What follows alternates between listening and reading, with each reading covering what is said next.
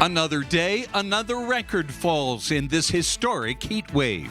I'm tracking record heat here across the state, plus heavy smoke here across half of Utah. How's our air quality? Plus, when will this heat wave cool down? Coming up. Many people in Utah are heading to the mountains. I would rather be outside in the nature than at a pool. What hikers have to say about escaping this record heat. Plus, what it takes to keep planes in the air to fight wildfires burning around the state. How the Hill Air Tanker Base plays an invaluable role, especially in this fire season. We're not the only ones who need to cool off, obviously.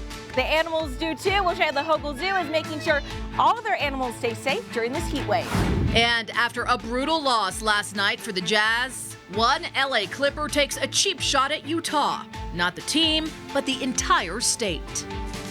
Live from Utah's news leader, Fox 13's Live at 5 starts right now.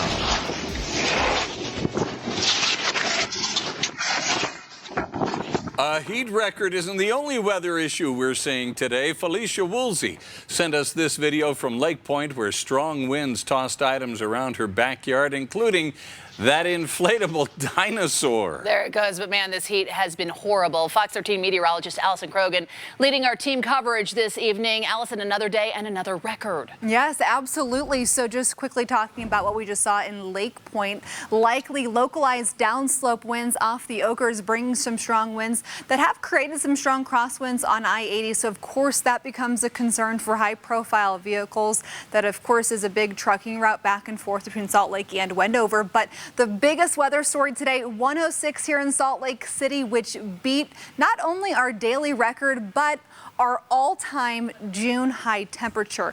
Previously, 105 was the hottest temperature we'd ever reached in the month of June. Today, we not only tied that, but we ended up beating it here in Salt Lake City.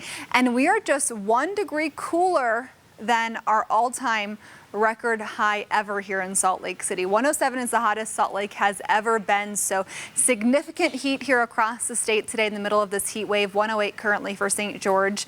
And we look at these winds right now. We're still gusting about 20 to 40 miles per hour here across northern Utah, central Utah, and into Nevada. We have heat warnings for northern Utah through midnight tonight. For southern Utah, those will continue through the rest of the week. We also have heat advisories for northern and central Utah, plus fire warnings here across the state. Coming up, I'm talking air quality, a smoke analysis from wildfires burning here across the region, and also these temperatures. How long is this heat going to last?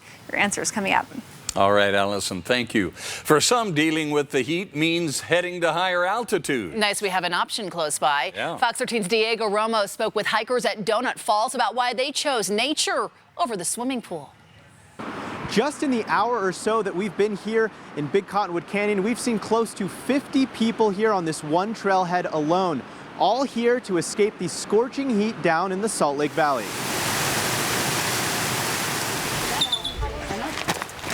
Let's stay together.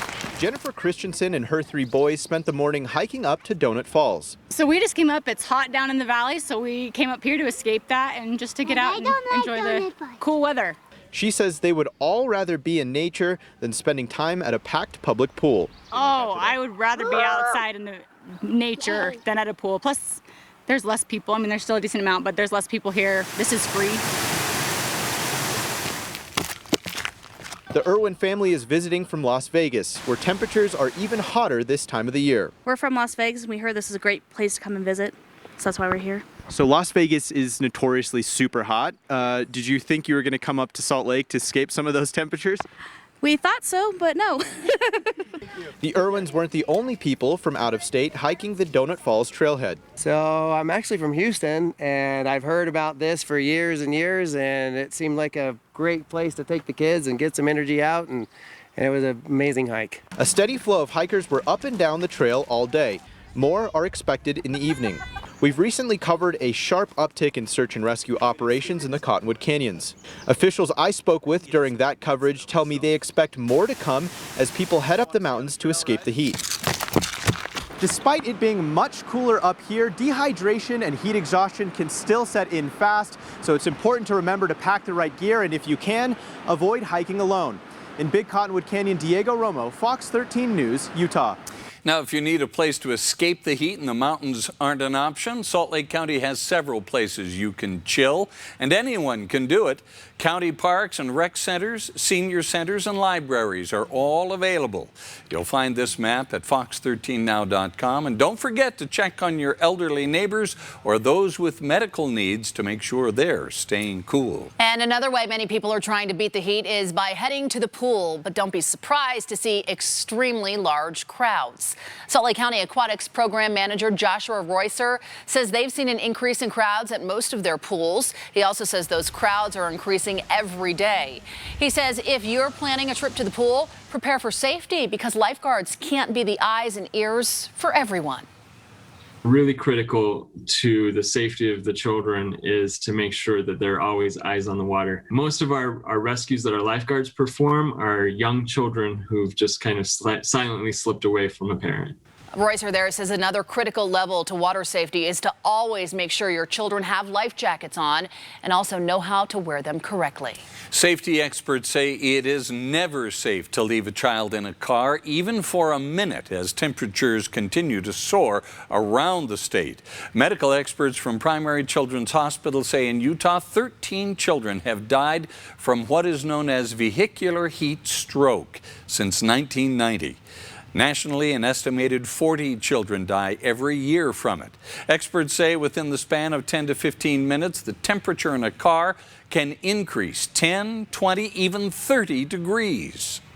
A child's body temperature will increase 3 to 5 times faster than an adult's. And even if you crack the windows a little bit, that does very little to change the temperature inside a vehicle.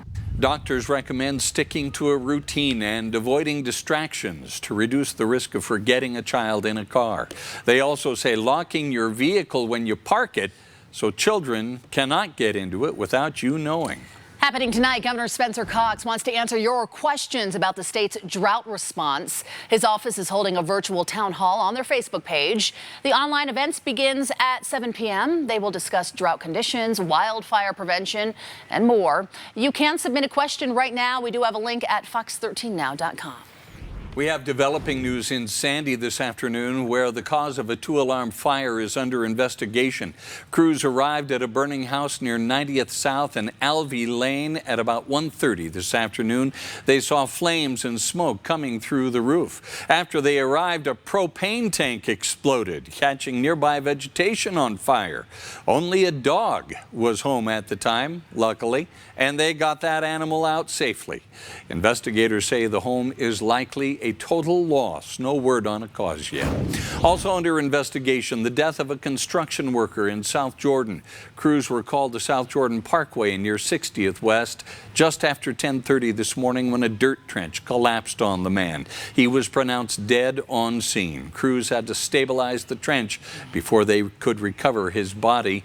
The worker has not been identified at this point. Right now, as firefighters step up to battle the wildfires burning around the state, Hill Air Force Base has their backs. We'll have a behind-the-scenes look at how the base is helping fight the flames.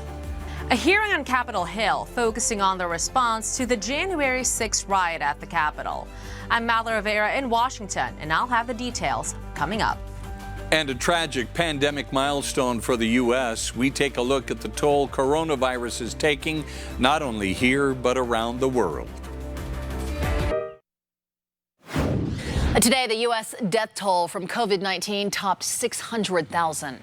This as the vaccination drive has drastically brought down daily cases and fatalities and allowed the country to emerge from the gloom and look forward to summer. The number of lives lost, as recorded by Johns Hopkins University, is greater than the population of Baltimore or Milwaukee. It is about equal to the number of Americans who died of cancer in 2019. Worldwide, the COVID-19 death toll stands at about 3.8 million. Here in Utah, 12,515 more vaccines were administered yesterday. That means a total of 2,751,493 doses have been distributed in the state. There were 237 more cases of COVID-19 in Utah today and no new deaths to report. Utah's death toll now stands at 2,323. Results from a new study suggest COVID-19 was circulating in the U.S. weeks before the first cases were officially reported. Scientists tested 24,000 frozen blood samples that were collected from volunteers in early 2020 for an unrelated National Institutes of Health study. At least 9 of those samples from 5 different states showed COVID-19 antibodies. That indicates people likely contracted the disease before the first case was officially reported on January 24th. The results corroborate another study published in November that found evidence of antibodies in blood as early as December 13th. ARUP is holding a 12-hour blood drive to celebrate the longest day of the year. It's coming up next Monday, June 21st. There will be more than 100 available appointments for local ARUP donation centers. They're asking those who have never given blood before, as well as those who have not given recently, to donate blood. Walk-ins are always welcome, but to schedule an appointment, go to fox13now.com. The heat is causing issues for everyone, including the police. We'll take a look how it's affecting their work. And just minutes after beating the Jazz last night, a Clippers player takes a shot at all of Utah. See why he says his brother is staying out of our state. When you can't watch Fox 13 News live, watch us streaming online for free on Roku, Fire TV, and Apple TV. Just search Fox 13 on your device. In national news, House lawmakers heard testimony today about the January 6th attack on the U.S. Capitol. One of their questions was why it took so long for the National Guard to respond. Fox's Madeline Rivera has details from Washington. More than 5 months after the Capitol riot on January 6, lawmakers are still looking into the security failures that led to the attack. The federal government failed to sound the alarm. Capitol Police and D.C. officials had made 12 urgent requests for Guard support, but Army leaders told the Guard to stand by as the violence escalated, per research by the House Oversight Committee.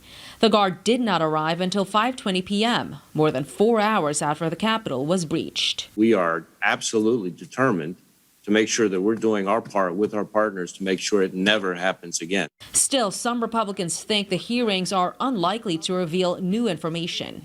Director Wray is here for one reason only, and that is to add an aura of credibility to this overtly political hearing. The hearings come as new documents show President Trump had pressured the Justice Department to investigate unsubstantiated claims of voter fraud in the 2020 presidential election. Senate Majority Leader Chuck Schumer says conspiracy theories that flourished under the leadership of former President Trump helped incite the riot. QAnon supporters spread disinformation that amplified hatred and violence. Attorney General Merrick Garland is now rolling out a new strategy to combat domestic terrorism, tying the policy directly to the attack. The only way to find sustainable solutions is not only to disrupt and deter, but also to address the root causes of violence.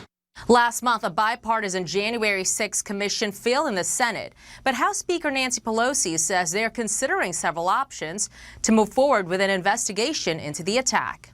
In Washington, Madeline Rivera, Fox News.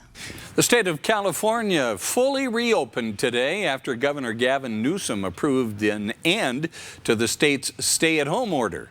No more masks, no more social distancing, and no more capacity limits in most settings. Newsom went to Universal Studios in Hollywood to celebrate. The park is open at 100% capacity now, and out-of-state guests are welcome again. The governor says trusting the science helped guide his state out of the worst of the pandemic. This was the first state to initiate a stay-at-home order. This was a state that was guided by science, by data, by facts, by observed evidence, not ideology. As a consequence, the state of California has among the lowest case rates in the United States of America, among the lowest positivity rates in the United States of America, and proudly among the highest vaccination rates in the United States of America.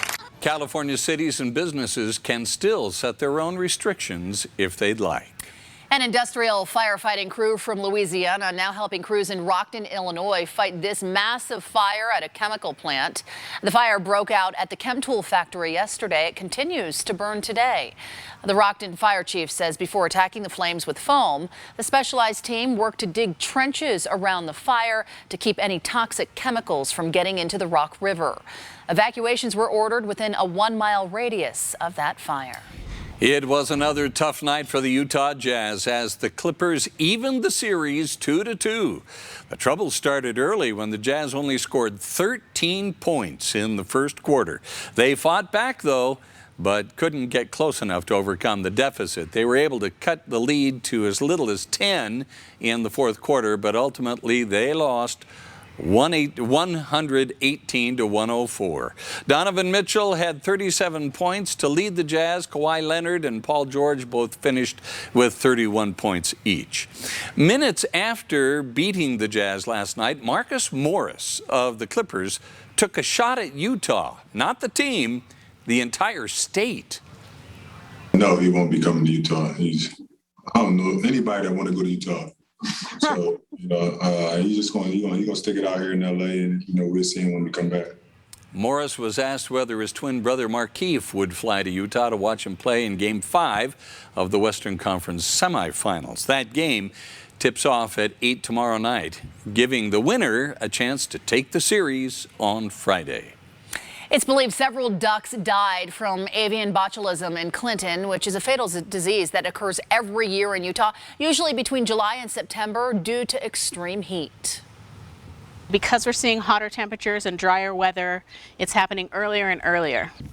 The DWR says hot weather and low water levels are the perfect recipe for botulism to appear. Right now, the extreme heat is affecting nearly every facet of life in Utah, and that includes the number of calls to police. Salt Lake PD and other agencies say the number of calls increases along with the temperatures. In one small example, Salt Lake police say they got 3,600 calls during the first week of June this month, nearly 1,000 more than the first week of January. Now, they're not sure there is a scientific explanation for that, but their officers are currently very busy from the moment they report for duty. That would indicate that, yeah, we're seeing more calls for service during this time of year, and heat may have a factor, may play a role in that. Some of our specialty units like motors, our motor units and gangs and our bike units are now call responsive to help with that, just so that we can help bring those response times down. And another reminder from police, do not leave your children or your pets in a vehicle for any length of time, especially during this heat wave. It only takes just a few minutes for the temperature inside a vehicle, even with the windows down, to reach well into the triple digits, which can cause heat stroke and possibly death. We are living a historical day in Utah, one for the record books. In fact, we've never had a July day or any day as hot as this, right? No, June. I know it feels like July. It's June still, that's right. It's the heat. Honestly, like today, we are just 1 degree away from our hottest day ever in any month here in Salt Lake City, but this is why we have a First Alert Action Day for today. We issued this yesterday for today. It's just what it means is the weather's going to have a big impact on part of the viewing area, and for the area this time we did all of Utah, dangerous heat, and it has officially been the hottest June day ever here in Salt Lake City. Tomorrow will be a little bit cooler, but we have made it to 106 here in Salt Lake today. That beats not only our daily record, but our June record. Prior to this, we were at 105 back in 2013. That was our hottest June ever here in Salt Lake, and now we've made it to 106. And as I mentioned, 107 is the hottest Salt Lake has ever been in any given month. So this is a significant day. We also have smoke from wildfires burning here across the region. So our smoke is thicker than it was yesterday here across the state. Our thickest smoke is for central and southern Utah and eastern Utah. And so the temperatures are just a little bit cooler for some of those areas. Price 95, 98 for Vernal. Up at Salt Lake 105, Ogden currently 106, Logan right now 100 degrees. And we have the strong wind out of the south that I think helped bump these temperatures up today. A little bit of cloud cover across central Utah as well. A few areas of spotty showers, but nothing significant as far as precipitation goes in the forecast. But this wind is really strong currently. Ely right now 43 miles per hour, 33 miles per hour for Milford. But you might be wondering, how long is this going to last? I'm going crazy. My house is so hot. We do have above average temperatures for the next week. We are typically in the low 80s this time of year. So the fact that this is our 4th day in the triple digits, that's a big deal. On average, throughout history, we have an average of 4 triple digit days a year. So we're above average, but a record for the number of triple digit days, 21 days back in 1994. And last year we had 14 days in triple digits. So with us already having as many as we've had, we're well on our way to potentially having some records there as well. And we also have some smoke from wildfires. So you can see that on our Deer Valley Bald Mountain camera. Past Jordanelle, some of that smoke right now. The rest of the evening here in Salt Lake, we'll keep it in the triple digits for a few more hours, and then by 9 o'clock, 95 degrees. Tomorrow, the UV index yet again at an extreme level, so make sure you are packing a hat, the sunscreen as you head out the door tomorrow morning, and try to limit that time outside. But it's going to be a pretty comfortable morning, and then by 10 a.m. we're back into the 80s here in Salt Lake City. Our wind will also be much calmer heading into tomorrow, so I'm happy about that. But overnight temps will be about 65 to 70 here across the state. St. George, your highs tomorrow close to 115 for Thursday, and Friday 111. You'll keep it close to 110 for Juneteenth on Saturday with 110 for a high. Throughout the weekend and for Salt Lake City, we are close to 100 degrees over the next couple of days and throughout the entire 7-day forecast. Coming up later in the hour, your smoke analysis, your air quality forecast, and what you can expect beyond the 7-day forecast into the rest of next week for temperatures. It's coming up later this hour. We're inside of the cockpit of a large air tanker here at Hill Air Force Base. Coming up, we'll show you how the air tanker base here at Hill plays such a crucial role in firefighting suppression efforts here in the state of Utah. And it's not just people trying to escape this record heat. We have marble slabs that are frozen. How Hogle Zoo is making sure all its animals stay safe during the heat wave. And Imagine Dragons singer Dan Reynolds makes an incredible donation to a Utah-based organization that helps LGBTQ youth. That story coming up. Arby's brisket, smoked slow and low over hickory for 13 succulent hours. And oh, look at this! A new brisket taco with bacon? How fun! Arby's, we have the meat. Hey. In today's Money Watch, a classic Ford vehicle makes its return to production, and a new musical that Disney lovers may want to watch for. But first, Bob, another key indicator suggests inflation is on the rise in a big way. The Producer Price Index track, it shows how much money domestic producers get for their products. It recently showed a jump of 0.8%. That amounts to a 6.6% rise since last May. Now, that is the largest 12-month increase on record since 2010. Economists say it is due to rising demand from the economy reopening, also shortages in supply chains. For the first time in 25 years, Ford Bronco production has resumed at Ford's Michigan assembly plant. It's the same facility that built previous editions from 1965 to 1996. Ford says 125,000 orders for the all-new 2021 model have been confirmed so far and are on the way to dealers now. Starting prices for the Bronco range from about $30,000 to $60,000. Disney is reworking one of its classic stories.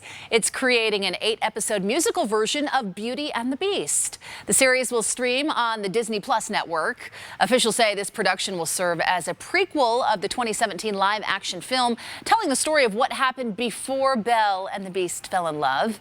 Disney says the series will, quote, provoke a whole new set of questions. Production is scheduled to start next year.